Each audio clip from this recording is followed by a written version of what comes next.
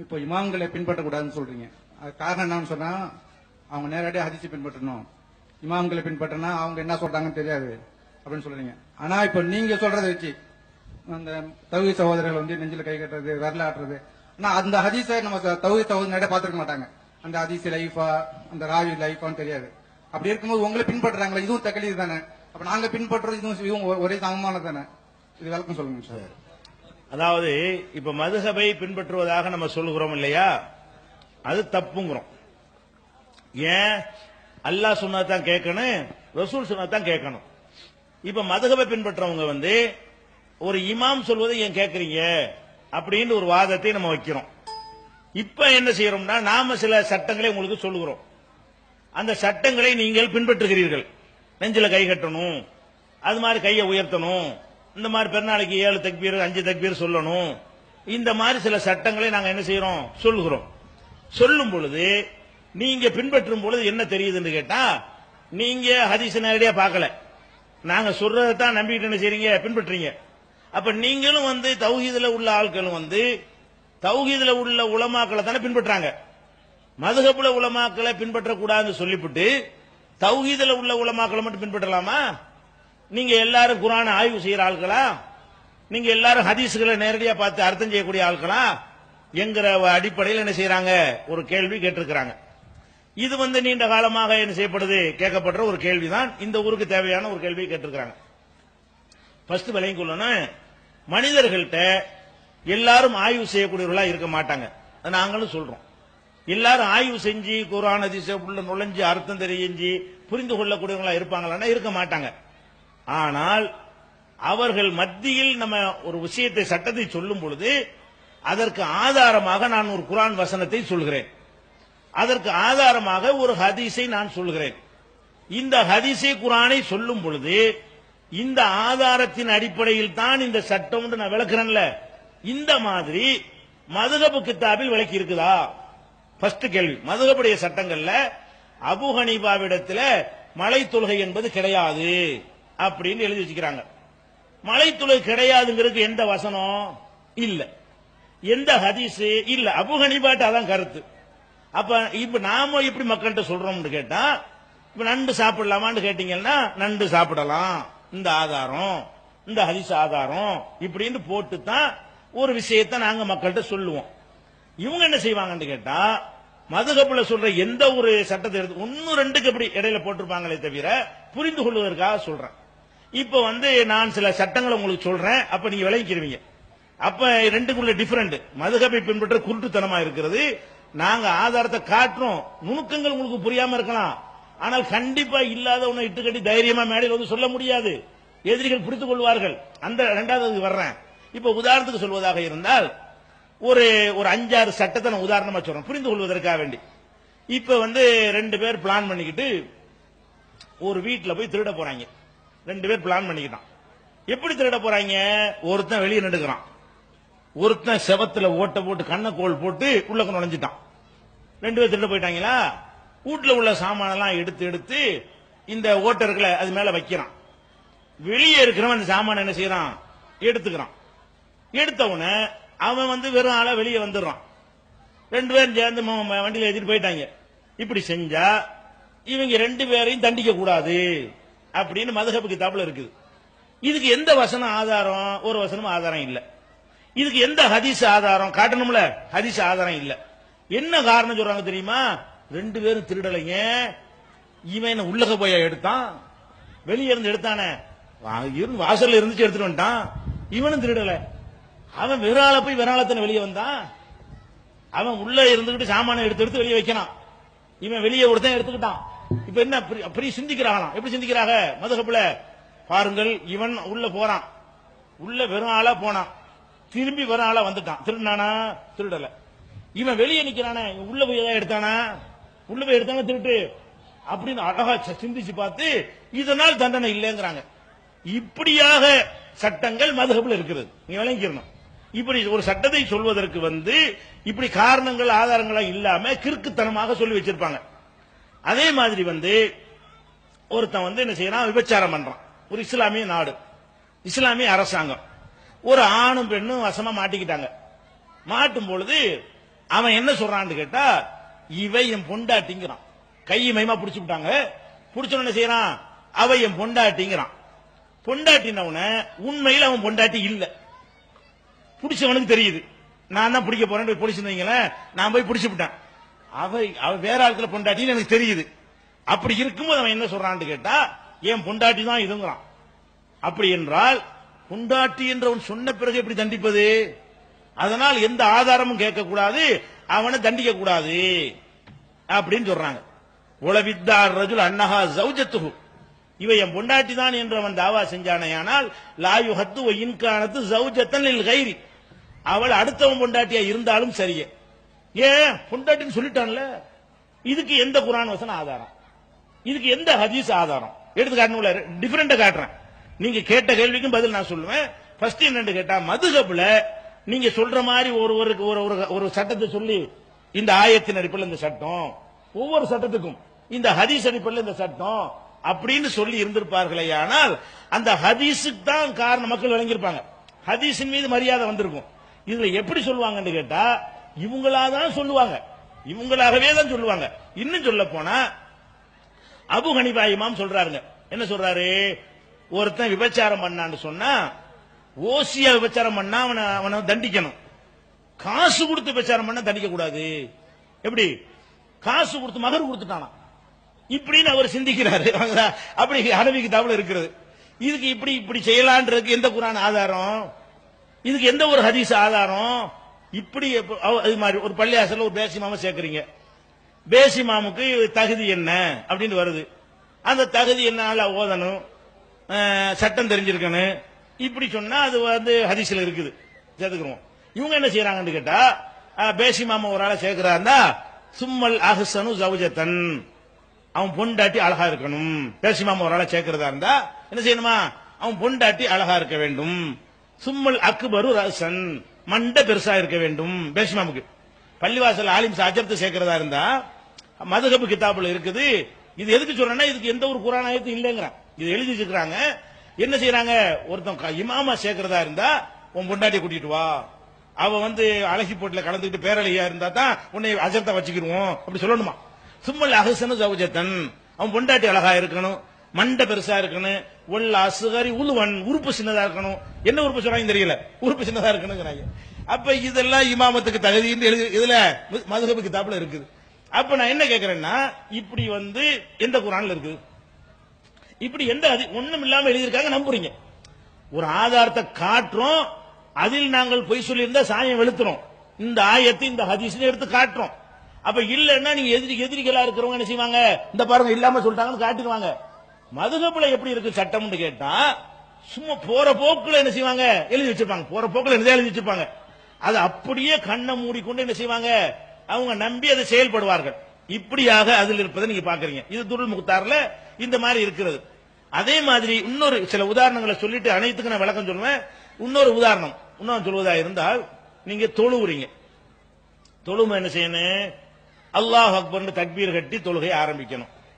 அஸ்ஸலாமு அலைக்கும் ரஹ்மத்துல்லாஹ்னு சொல்லி என்ன செய்யணும், சலாம் கொடுத்து தொழுகையை முடிக்கணும். இதுல என்ன செய்யறாங்கன்னு கேட்டா, தொழுகையை பத்தி எழுதுறாங்க, ஒருவன் தொழுகையை முறிப்பதாக இருந்தால் அத்தஹியாத்தெல்லாம் ஓதி முடித்த பிறகு அவன் சலாம் கொடுத்துத்தான் முடிக்கணும்னு அவசியம் கிடையாது. ஹனவி கிதாபுல, ஃபிக்கு கிதாபுல இதான் மதரசாவுல ஓதி கொடுக்கறாங்க. எப்படி இருக்குது, அவன் என்ன செய்யலாம்னா, தொழுகையெல்லாம் ஓதி முடிச்சுட்டு அத்தஹியாத்தெல்லாம் ஓதி முடிச்சுட்டு பக்கத்துல சோமா இருக்கீங்களா, என்னங்க சாப்பிட்டீங்களா, எத்த கல்லம் பேசலாமா, அல்லது என்ன செய்யலாமா, தொழுகை அத்தஹியாத்துல ஓதி முடிச்சிட்டு தொழுகை முடிஞ்சு விட்டது, தொழுகையுடைய எல்லாத்தையும் சொல்லிவிட்டு சலாம் கொடுக்கிறதுக்கு பதிலா என்ன செய்யறான், தொழுகைக்கு சம்பந்தம் இல்லாத ஒரு வார்த்தை என்ன செய்யறான் சொல்றான். அல்லது இதாச்சும் பரவாயில்லை, அவ் யுஹதிஸ அம்தன், வேணும்னு வந்து காத்து விடுறான், காத்து விடுறான், வாயு பிரிக்கிறான். என்ன செய்யறான், அத்தஹியாத்துல ஓதி முடிச்சுட்டு இருக்கான். இப்படி செய்யலாம் வேண்டும் என்று இப்படி மதுஹப் கிதாபுங்க இப்படி செய்யலாம்னு எழுதி வச்சுக்கிறேன். நான் என்ன கேட்கிறேன்னா, இப்படியாக உள்ள சட்டங்கள் மதுஹப் கிதாபுல 95% சட்டங்கள் வந்து எந்த ஒரு வசனத்தையும் மேற்கோள் காட்டாமல், எந்த ஒரு ஹதீஸையும் காட்டாமல், சொல்ல போனால் குர்ஆன் ஹதீஸுக்கு எதிராக மாற்றமாக கிறுக்குத்தனமாக பைத்தியக்காரத்தனமாக எழுதி வைத்துக் கொண்டு அதை நம்புவது என்பது கண்ணை மூடிக்கொண்டு குருட்டுத்தனமாக நம்புதல் என்ற அடிப்படையில் வருகிறது. நான் சாம்பிளுக்கு தான் ஒன்னு சொல்லியிருக்கிறேன். உங்களுக்கு நிறைய தெரிஞ்சுக்கிற விரும்பினீர்களே. ஆனால் இந்த மதுஹப் அசிங்கங்கள் என்று சொல்லியே நினைஞ்சிருக்கிறோம், ஒரு விவாதம் பண்ணியிருக்கிறோம். இங்க ஷேக் அப்துல்லா ஜமாலிங்கிற அந்த சிடி கிடைக்கும், அது தனியா வீட்டுல உட்காந்து பாருங்க, அவ்வளவு அசிங்கமா இருக்கும். கூட்டமெல்லாம் பார்க்க முடியாது, அவ்வளவு மதுஹப்ங்கிற பேர்ல எழுதி வச்சுக்கிறாங்க. அதே மாதிரி இலங்கையில ஒரு விவாதம் அது மாதிரி நடந்துச்சு, அந்த சீடி உங்களுக்கு கிடைக்கும், அதையும் பாத்துக்கிறீங்க. அப்ப இது எல்லாம் இந்த மாதிரி தான் தொழுகை சட்டம் சொன்னாலும் நோன்பு சட்டம் சொன்னாலும் குரான்ல இருக்கு, ஹதீஸ்ல இருந்து காட்ட மாட்டேங்கிறாங்க. அப்படியாக தௌஹீத் ஜமாத்துல நாங்கள் எப்பாவது சொல்லி ஒரு வசனத்தையும் காட்டாம ஒரு ஹதீஸையும் காட்டாமல் நாங்கள் சொன்னோமான்னு கேட்டா அப்படி ஒரு சட்டத்தையும் சொல்ல மாட்டோம். அப்படி நாங்கள் ஒரு சட்டத்தை சொன்னால் ஒருவரும் ஏற்றுக்கொள்ள மாட்டீங்க. ஒருவர் என்ன செய்யுங்க, நெஞ்சில்லாத கை கட்டுங்கிறான், என்ன செய்வீங்க, என்ன ஆதாரம்னு கேட்பீங்க. ஆதாரத்தை ஆய்வு செய்ய முடியாட்டாலும் இருக்குங்கிற நம்பிக்கையாவது உங்களுக்கு வரணும். மனிதர்கள் பல தரம் உள்ளவர்கள் இருக்கிறார்கள், எல்லாரும் ஒரே தரத்தில் இருக்க மாட்டார்கள். ஃபஸாலு அஹ்ல ஸிக்ரி இன் குன்தும் லா தஅலமூன், தெரியாட்டி தெரிந்தவங்கள்ட்ட கேளுங்க என்று இருக்கிறது. அப்ப நீங்க என்ன செய்றீங்க, இப்ப நெஞ்சில் கை கட்டுறதுன்னு நாங்க சொல்லி என்ன செய்யறோம் என்றால், இப்படி முஸ்னத் அஹ்மதுல ஒரு ஹதீஸ் இருக்குன்னு நாங்க சொல்லிவிட்டோம். நீங்க என்ன செய்யணும், ஒரு அவங்க ஒன்னும் சொல்லாம தொப்புளு கீழே கட்ட சொல்றாங்க, இவங்க நெஞ்சில இருக்குன்னு ஒரு ஹதீஸ் அஹ்மதுல இருக்குன்னு காட்டி சொல்றாங்க. அப்ப இது ஒரு நம்பிக்கை கூடுதலா இருக்குன்னு நீங்க நினைக்கலாம். அதுக்கு பிறகு உங்களுக்கு சந்தேகம் வறுமையானால் நீங்க மேலும் உறுதிப்படுத்தணும். எப்படி படுத்தணும், உங்களை எதிர்க்கக்கூடியவங்க இருப்பாங்கல்ல, அவங்கள்ட்ட போய் இப்படி ஒரு அஹ்மதுல ஹதீஸ் இருக்குங்கிறாங்களே, இருக்குதா கேட்கலாம். கேட்டு அவங்க என்ன செய்வாங்க, இல்ல போய் சொல்றாங்க அப்படின்னு உங்கள்ட்ட சொல்லி இருந்தால் அந்த நம்பிக்கை மாத்திக்கலாம். இப்ப நாங்க அஹ்மதுல ஒரு ஹதீஸ் இருக்குன்னு உங்கள்ட்ட சொல்றோம், பல வருடங்களாக சொல்லுகிறோம், புஸ்தகங்கள்ல சொல்லுகிறோம், உரைகள்ல சொல்லுகிறோம். இதை எதிர்த்து அப்படி இல்லை என்று சொல்லி மாற்று கருத்து ஒருத்தர் சொல்லல. அப்ப என்ன உறுதியாவது, உங்களுக்கு ஆய்வு இல்லாவிட்டாலும் அப்படி ஒரு ஹதீஸ் இருக்குங்கிறது தெரிஞ்சு போயதா இல்லையா? என்ன தெரிஞ்சு போயிருது, நாங்க சொல்றோம் ஒரு ஹதீஸ, அந்த ஹதீஸ் இல்லைன்னா மேடை போட்டு விட்டுருப்பாங்களா? எதிரிகள் நம்மளை விமர்சிப்பதற்கு காத்து கொண்டிருக்கிறார்கள். அப்ப நம்ம சொன்ன எந்த ஒரு விஷயத்தையும் எதிர்த்து அவங்க பதில் சொல்லாம இருந்தால் உங்களுக்கு என்னவாகுது, உறுதியாகிறது. இப்ப நான் இன்னொன்னு புரிந்து கொள்வதற்காக சொல்கிறேன். இப்ப கோர்ட்ல இருந்து உங்களுக்கு ஒரு சம்மன் வருது, கோர்ட்ல இருந்து என்ன வருது, ஆஜராக வேண்டும் என்று சம்மன் வருது, ஆங்கிலத்தில் வருது கோர்ட்ல இருந்து, அல்லது அரபு நாட்டில இருந்து அரபியில விசா வருது, அரபு மொழியில என்ன செய்யறது, இத்தனை வருஷம் இந்த வேலைக்கு விசாண்டு வருது. உங்களுக்கு அரபு மொழி தெரியுமா? தெரியாது. அந்த விசாவை கொண்டாந்து உங்கள்ட்ட காட்டுறாங்க, நீங்க தூக்கிட்டு என்ன செய்றீங்க, தெரிஞ்சவர்கிட்ட போய் கேட்கறீங்க, என்னங்க இந்த மாதிரி வந்திருக்கு. அப்ப உங்களுக்கு என்ன டவுட் வரும், ஒருவேளை மொழிபெயர்ப்பு தப்பாக பண்ணியிருந்தாருன்னா இன்னொரு அரசு போய் கேட்பீங்க. ரெண்டு பேரும் சொல்லிட்டாங்கன்னா என்ன செய்வீங்க, இது விசா வந்திருக்குது, 6 மாசத்துக்குள்ள போகணும், இன்ன வேலை, இன்ன சம்பளம், இதெல்லாம் அதுல இருக்குன்னு சொல்லப்படுது. இப்ப இந்த இதை வச்சுக்கிட்டு உனக்கு அரபி தெரியுமா, ஒருத்தன் சொல்ற நம்பி தானே நீ கேட்ட, அதனால வெளிநாட்டுக்கு போகாதுன்னு சொல்ல முடியுமா? மனிதர்கள் எதை எப்படி புரிந்து கொள்றோமோ அப்படித்தான் புரிந்து கொள்ள முடியும், அவரவருடைய தரத்துக்கு தகுந்தவாறு. ஆனால் குறைஞ்ச இருக்குன்னு நம்பிக்கை, அர்த்தம் இந்த பேப்பர்ல இருக்கிறதுக்கு அர்த்தம் செஞ்சிருக்கிறாரு, அந்த அர்த்தம் தப்பா இருந்தால் யாராவது சுட்டிக்காட்டி தப்புன்னு தெரிய வந்தால் நீங்க மாத்திக்கிற போறீங்க. அப்படி காட்டாத வரைக்கும் கோர்ட்ல சம்மன் வந்துருச்சு, ஆங்கிலத்தில் வந்திருக்கு, ஆங்கிலத்தில் நான் ஏன் போறேன், அப்புறம் கை விலங்கு போட்டு கூட்டிட்டு போயிருவாங்க. ஆங்கிலத்தை வந்திருக்கு நான் போக மாட்டேன் என்ன செய்வான், பிடிவாரண்டு போட்டு விட்டுருவான். அப்ப ஆங்கிலத்தில் வந்தா தூக்கிட்டு எங்க செய்யணும், ஆங்கிலம் தெரிஞ்சவன்ட்டு போய் கொடுக்கணும், அவன் ஒரு அர்த்தம் செய்வான். அப்ப அர்த்தம் செஞ்சு அதான் அர்த்தமா, ஒருவேளை கூட குறை சொன்ன இன்னொரு ஆள்கிட்ட கொண்டே கேட்கணும், கரெக்ட், ஆமா சரிதான், நாளைக்கு போங்க 8 மணிக்கு வர சொல்லிருக்கு, உடனே ஓடுறோமா இல்லையா? அப்ப இதுல அந்த அந்த முழு அர்த்தம் தெரிஞ்சாதான் உண்மையின் அர்த்தமா, இது குருட்டுத்தனமான பின்பற்றுதலா? இது இப்படி பின்பற்றி ஒருத்தன் கோர்ட்டுக்கு போனான்னு சொன்னா நீ ஏன்டா கண்ணை மூடிக்கிட்டு பின்பற்றினு கேட்பீங்களா? கேட்க மாட்டீங்க.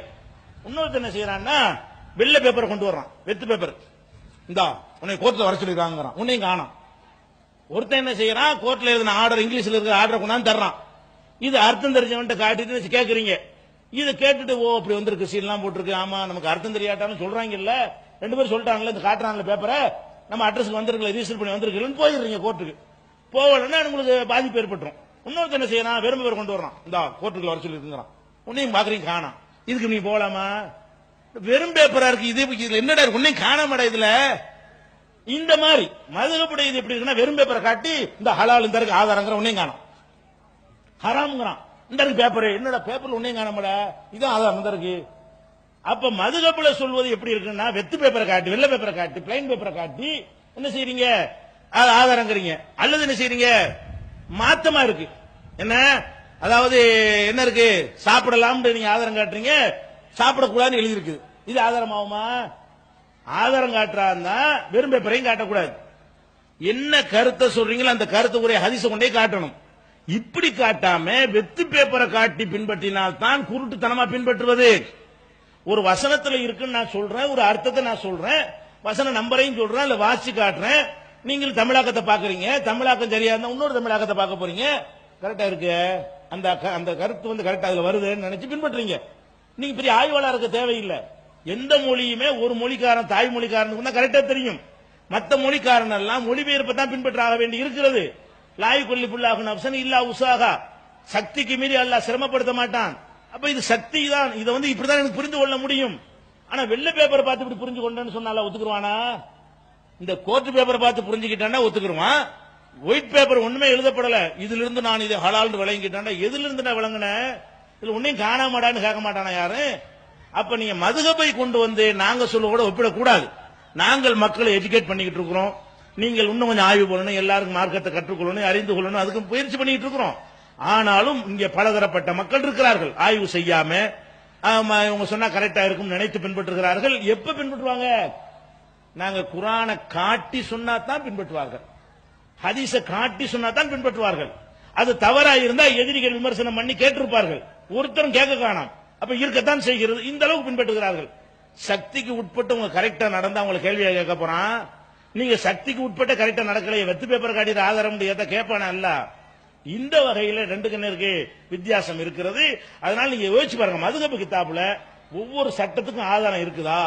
இப்ப வேணா ஒரு துருள் முத்தான எடுத்துட்டு வாங்க நான் ஒவ்வொன்னே காட்டுறேன் எந்த பக்கத்தை வேணா எடுத்து காட்டுங்க அதுல ஹிதாவே எடுத்துட்டு வாங்க இப்ப வாட்சி நான் காட்டுறேன் என்ன காட்டுறேன் அதுல 20 சட்டத்தை எழுதுனா 19க்கு ஆதாரம் இருக்காது சும்மா அபு ஹனீஃபா சொன்னார் சும்மா அவசரம் நான் ஏன் ஏத்துக்கிறேன் சும்மா அபு யூசுப் சொன்னா எனக்கு என்னங்கிறேன் அவர் என்ன ஆயத்தை சொன்னார்னு பார்க்கணுமா இல்லையா எந்த நாங்க தௌஹீத் ஜமாத் நாங்க எழுதுறோம் ஒரு ஏகத்துவம் பத்திரிகை எழுதுறோம் அல்லது சட்டத்திட்டங்கள் சில நூல்கள் எழுதுறோம் சும்மா எழுதிருக்கோமா ஏதாவது ஒண்ணு அரபி மூலம் போடுறோம் தமிழ் மொழிபெயர்ப்பு போடுறோம் அர்த்தம் போடுறோம் அந்த அர்த்தத்திலிருந்து அந்த கருத்து எப்படி வருதுன்னு உங்களுக்கு புரியுற அளவுக்கு அதை சொல்லுகிறோம் உங்களுக்கு சந்தேகம் இருந்தால் கேட்டுக்கிட்டு போய் இப்படி ஒண்ணு இருக்குதாங்க அது இந்த காலத்துல இன்னும் ஈஸியா போச்சு புகாரி தமிழாக்கம் வந்துருச்சு முஸ்லிம் தமிழாக்கம் வந்துருச்சு நசை தமிழாக்கம் வந்துருச்சு திருமதி தமிழாக்கம் வந்துருச்சு அகமது மொழிபெயர்த்துட்டு இருக்காங்க வரப்போகுது எல்லாமே இன்னைக்கு வரப்போகுது உங்களுக்கு ஈஸியா போய்விடும் மொழிபெயர்ப்புல வந்துடுறதுனால அதனால இது வந்து நாங்க ஆதாரத்தை சொல்லிதான் மக்கள் பின்பற்றுகிறார்கள் அதுல வந்து அவங்க சக்திக்கு உட்பட்டு பின்பற்றினால் குற்றமாகாது மதுகபுல உள்ளவங்க ஆதாரம் சொல்லாம ஆதாரம் இல்லாம